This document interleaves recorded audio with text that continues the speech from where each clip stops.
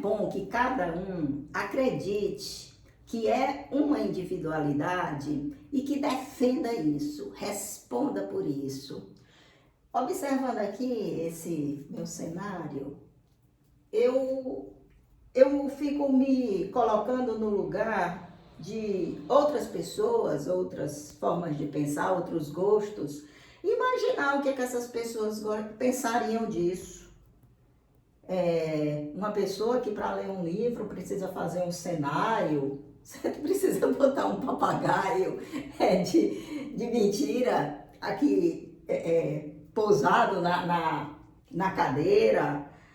E eu também, diante de determinados gostos, determinadas posturas, não vou negar que eu também me espanto, que lá no fundo eu tento reprimir a crítica, mas ela naturalmente escapole, porque é assim, porque a gente no convívio é levado, eu acho que até é uma questão de economia mesmo, de estresse, é levado a pensar que todo mundo gosta do que a gente gosta, ou está a caminho, ou está precisando só da nossa orientação para poder despertar para aquilo. E ficou bem claro essa proposta nesse capítulo 17, que é o que a gente vai ler agora.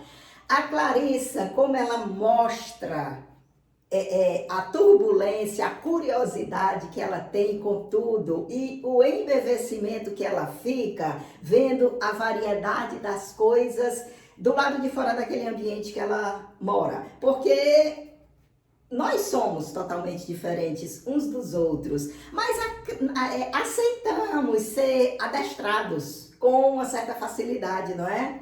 A família adestra, a escola adestra, a mídia adestra, e daqui a pouco a gente está todo perdido de si, a gente está todo padronizado e vai seguindo o que dizem ou subliminarmente ensinam a gente que é como a gente deve ser. Mas vamos ao capítulo 17. Os sinos repicam. Na frente da igreja, a gente aglomerada. Quase todos os homens, rapazes bem vestidos, de roupas e gravatas vistosas. Clarissa e a tia descem as escadas que levam à calçada. Dona Zina vai comentando. É um alívio quando a gente sai da igreja. Parece que fica mais leve, com menos pecados. Clarissa mal a escuta. Seus olhos dançam. De cá para lá, para o alto, para baixo, para a direita, para a esquerda. Por todos os lados, risos, vozes, gestos animados. Ver outras pessoas, outras caras, outras vozes, outros vestidos, sair da pensão de toda semana, enxergar pessoas diferentes que não são as colegas do colégio, nem os hóspedes da pensão, respirar largamente, olhar tudo, ter a liberdade de sentir o cheiro de gasolina dos automóveis que correm pela rua, o perfume das pessoas bem vestidas. Olhar os rapazes, os velhos, as moças, as crianças, os cachorros, ver casas, pedras, árvores, nuvens. Clarissa, estás tonta? Aonde vais? Só agora, Clarissa percebe que se afastou tanto da tia que quase se vai perdendo no meio do povo. Dona Zina dá o braço à sobrinha. À beira da calçada, homens se perfilam. Um de luto, tristonho, gravata e chapéu pretos. Nem bonito nem feio. Outro de branco, gravata verde musgo, chapéu de palhinha, sorrindo. Quase bonito. Mais adiante outro, alto, magro, olhos impertinentes, sorriso de pouco caso. Seria bonito se não fosse esse ar cínico. E que engraçado é aquele sujeito baixote, grosso, de óculos de aros de tartaruga, narizinho emborrachado, charuto no canto da boca. Que ridículo! Clarissa, não olhe tanto para os rapazes. Cuidado, já está ficando moça. A voz da tia Zina é severa. Clarissa faz uma careta de desagrado. Eu mal estou olhando os rapazes. Mal que ela tem um jeito de olhar, um jeito furtivo, dissimulado, assim como de quem não está interessada, mas na verdade enxerga tudo muito bem, chega a notar até certas particularidades, a corrente do relógio, a cor da gravata, da bengala e até dos olhos. Que mal há de olhar, né? Para que foi que Deus nos deu olhos? Para olhar naturalmente. Logo, olhar não é pecado. Agora, a fila de rapazes termina. A rua está movimentada. Os bondes passam trovejando. Clarissa, há quanto tempo não ando de bonde, titia? E a tia, para que andar de bonde? Sim, necessidade não há de andar de bonde. A igreja é perto, o colégio também. Mas não seria desagradável uma corrida de bonde pelos subúrbios? De automóvel, naturalmente, seria melhor, mas é muito caro. E se a Dudu a convidasse para andar no carro do namorado? Maravilha! Iriam correr pelos arrabaldes, pela beira do rio, a toda velocidade. Sim, mas a titia não dá licença? Titia, a senhora gosta de andar de automóvel? Tenho horror, boto as tripas para fora, enjoo como se fosse no mar. Uma ocasião tive de viajar. Clarissa não presta atenção no que a tia está contando, porque a palavra mar lhe sugere 1000 pensamentos. Uma viagem em transatlântico de luxo, desses grandes, como um que ela viu no cinema. Mas, por pensar em cinema, há quanto tempo também ela não vê nenhuma fita? Titia, quando é que vamos ao cinema? Dona Zina está séria. Menina, repreende ela, você agora pegou o costume de não prestar atenção no que a gente conta. Que coisa horrível! É falta de educação, sabe? Não ouviu que eu perguntei se o seu pai vendeu o Ford lá da estância? Ah, sim, vendeu ano passado para o seu Tico Saraiva. Então responda e não se faça de tola. Ainda bem que isso aconteceu comigo. Se fosse com gente de cerimônia, era uma vergonha. Haviam de dizer que eu não te dou modos. Passam pela frente de um bar. Lá no fundo, uma orquestra toca um tango argentino muito lânguido. O bandoneon soluça. Pela cabeça de Clarissa, passam 1000 imagens. O organista da igreja, que ela imagina um velho de barbas brancas, e o negro robustiano, tocador de cordeona, a algazarra do bar chega-lhe aos ouvidos. Delícia! Entrar no bar, sentar a uma mesa e dizer: garçom, me traga um sorvete, uma taça de nata batida com morangos. O garçom vem com a bandeja no ar, na taça de prata a nata batida, branca como cal, toda pintalgada de morangos, e o sorvete de 3 cores, frio, frio, frio, fazendo doer os dentes, dando uma sensação esquisita na garganta, na língua, na cabeça. Garçom, me traga um ice cream. Soda ou chocolate? Chocolate. Clarissa nunca provou, mas a Dudu já lhe contou tudo. Dudu frequenta bares e casas de chá. Já provou de tudo. Sabe do gosto de todas as bebidas, de todos os sorvetes, de todos os doces. Como Dudu é feliz. Na frente de uma vitrine, Dona Zina e a sobrinha se detêm. Titia, que encanto! Por trás do vidro, uma pirâmide de maçãs vermelhas e lusídeas bem no canto. Em prateleiras pequenas enfileiram-se as peras de um verde pálido. Nos 4 cantos da vitrine, pratos de papelão cheios de morangos, felpudos, maduros, corados em forma de coração. Clarissa, ao vê-los, se lembra imediatamente de um coração de galinha. Em cachos fartos, gordos e graúdas, as bananas se empilham em montes irregulares, como mãos fantásticas de dedos espessos. Clarissa olha deslumbrada. Titia, que encanto! Eu não resisto. Dona Zina olha também levemente tentada. É que esta crise não está para despesas. Se o teu pai tivesse vendido gado, se eu tivesse toda a casa cheia, se o Couto... Titia, que encanto! De repente, Clarissa abre a bolsa.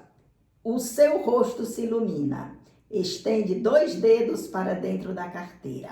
Olha só o que eu achei! Levanta a mão onde brilha uma moeda de 400 réis. Dona Zina tem um ar interrogador. Vais gastar? Vou! Entram na loja de frutas. Diante do balcão de mármore, por trás do qual está um homem ruivo de avental branco, Clarissa para indecisa. Debate-se-lhe na cabeça um problema difícil. Para maçã, 400 réis é pouco. Compro morangos ou laranjas? Morangos ou bananas? O homem ruivo pergunta: que desejam? É tu não. É aqui no livro. Mandarim louco, lindo. Dona Zina cutuca a sobrinha. Vamos, resolve, menina. Morangos ou bananas? Mentalmente, Clarissa sente o gosto de ambos. Os morangos levemente ácidos, tenros, dissolvendo-se na boca. Com açúcar ficam mais saborosos. Sim, é preferível comprar morangos. E as bananas? Descascadas. Ficam branquinhas, moles, pastosas, doces. 400 réis dariam quase uma dúzia de bananas. Uma dúzia, 12. Uma para a tia Zina, naturalmente. O resto para mim. Não. Levaria 2 para o Tonico. Se o tio Couto também ganhasse, ficaria com 12 bananas, 12 menos 4, 8 bananas. Era melhor comprar banana. Mas outra solução me ocorreu. Quero 200 réis de bananas e 200 réis de morangos, diz ao vendedor. Só 200 réis de morango? Pergunta o homem do balcão, estranhando. Só. Dona Zina sacode a cabeça com um sorriso indulgente, meio envergonhada da infantilidade da sobrinha. Essa menina, murmura sorrindo. No pacote cor-de-rosa estão as bananas e os morangos. Na rua, Clarissa lança um olhar de despedida e de desejo para as maçãs. Num quadrilátero de cartolina branca, no meio delas, estas letras, 1.200 cada uma. Dona Zina pega de novo no braço da sobrinha. O movimento da rua cresce. Autos buzinam, os guardas civis com gestos dirigem o tráfego. Moleques apregoam os diários. Clarissa acha graça nos vendedores de jornais. Tem uma voz grossa, rouca, disforme. Parecem todos papudos, pescoços descomunais, de veias dilatadas. E como pronunciam o nome dos jornais que vendem? Dizem as palavras pela metade. Gritam, dia, amanhã, ou correnhã. Titia Titia, que engraçados esses guris que vendem jornais. Dona Zina encolhe os ombros. Não vejo nada de engraçado. São os pobres diabos que desde pequenos andam lutando pela vida. Não são como outros que conheço, que não fazem nada por achar trabalho. Clarissa sorri. Isso é com tio Couto. Pensa. Também, coitado, não tem culpa. Não trabalha porque não acha emprego. Passam pela frente de um cinema. Os cartazes coloridos chamam-lhe a atenção. Num deles, Clive Brooks está beijando Ruth Shea. Eita, eu não sei essa pronúncia não. A fita se chama Perfídia. Titia, o que é que quer dizer perfídia? Onde você viu isso? Ali, no cartaz, o nome de uma fita. Titia faz um gesto de pouco caso. Fitas. Mas o que é perfídia, titia? Sei lá. Dona Zina franze os lábios numa expressão de desinteresse. Agora estão no ponto mais movimentado da cidade. A rua por onde não transitam veículos está apinhada de gente. Parece um formigueiro agitado. Clarissa esquece a perfídia e o beijo do ator da fita.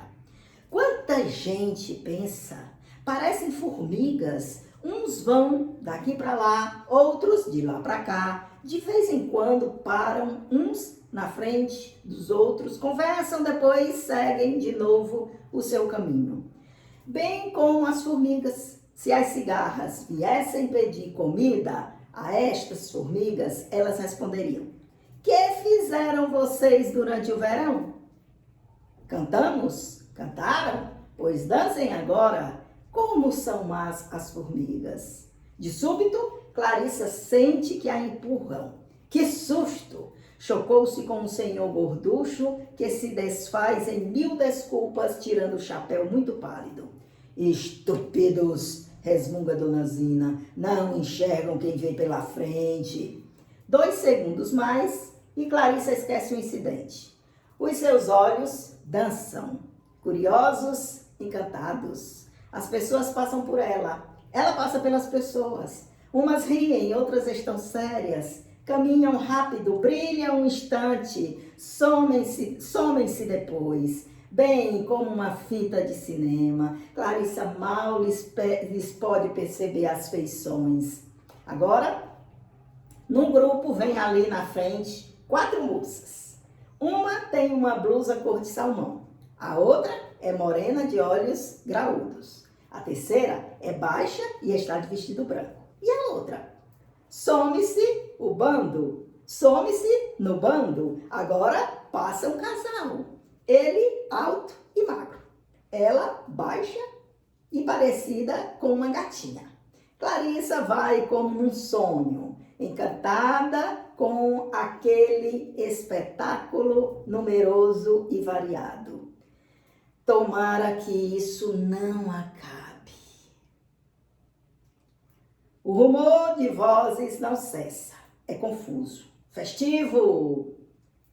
E passam cores, caras, vestidos, chapéus, gravatas, sorriso de dentes brancos, gestos, perfumes. Clarissa sente como uma tontura. Tia Zina lamenta. Antes a gente tivesse ido por outra rua. Isso é uma coisa horrorosa. O movimento me deixa tonta. Horrorosa. Estranha Clarissa. Deliciosa, pelo contrário, é deliciosa. Agora entram numa rua mais sossegada. Clarissa não resiste à tentação. Abre o pacote róseo. Não come na rua, menina. Não aguento mais, titia. Dilacera o papel sôfrega e começa a comer os morangos. Que coisa horrorosa, diz tia Zina.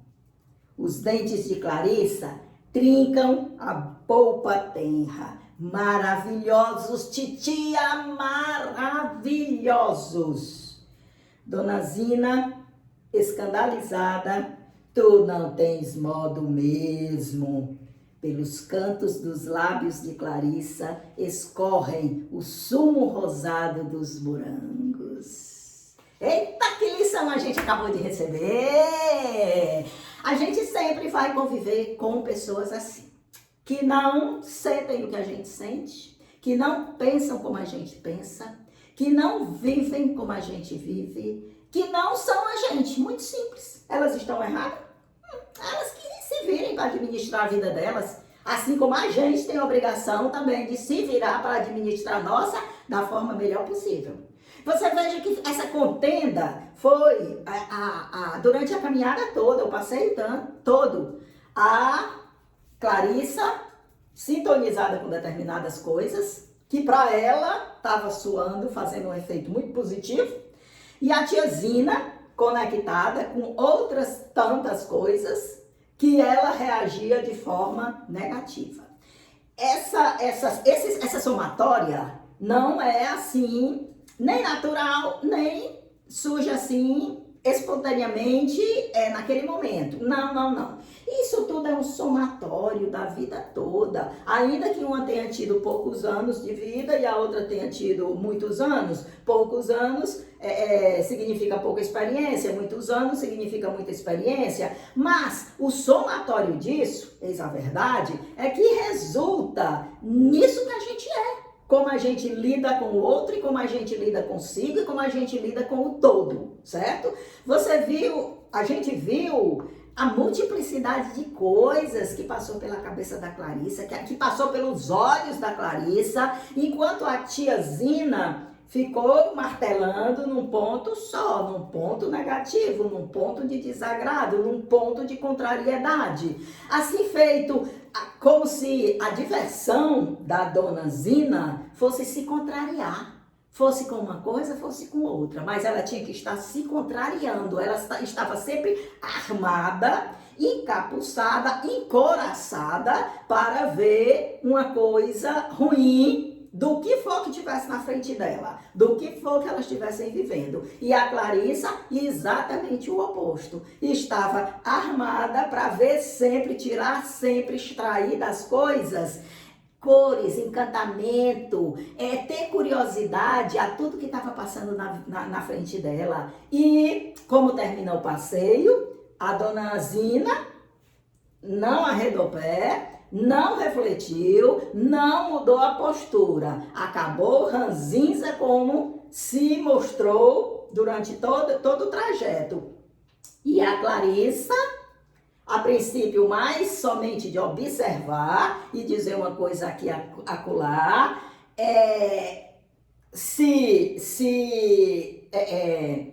mostrou, se posicionou de fato como ela era, diante de toda aquela alegria, de toda aquela curiosidade, de toda aquela descoberta. Clarissa, assim, sempre tão externa, tão para o lado de fora, admirando as belezas para o lado de fora, acabou saboreando, tendo a pachorra, a ousadia de rasgar o saquinho com as frutas que ela tinha comprado e deixar que aquela doçura invadisse o rosto dela e chegasse até a escorrer. Ou seja, a gente viu aqui duas pessoas totalmente opostas e que defenderam o seu ponto de vista, defenderam o seu modo de ser, porque é isso que a gente deve fazer.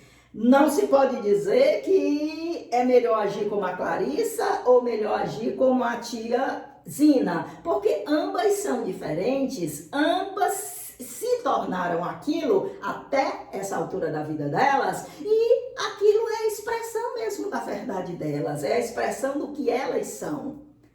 Por isso é preciso ter cuidado com quem a gente lida, com quem a gente dá ouvidos, com quem a gente elege como um ídolo, como um modelo a ser seguido, porque a gente vai reproduzir aquilo que ele é. E há que se fazer a pergunta, eu estou sendo sincera, é isso mesmo que eu quero da vida? Ou eu quero fazer bonitinho, para ser elogiada, para ser aceita, para baterem palma para mim? Fiquem com a reflexão e até amanhã com o capítulo 18.